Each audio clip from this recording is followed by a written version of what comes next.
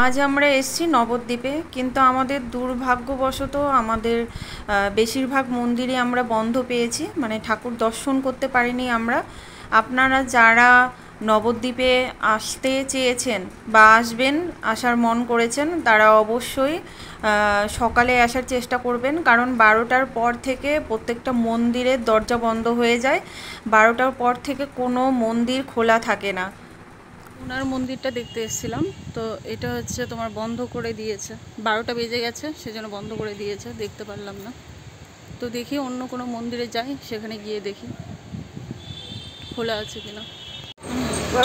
হ্যাঁ হ্যাঁ, সকালে বেরোতো তোর।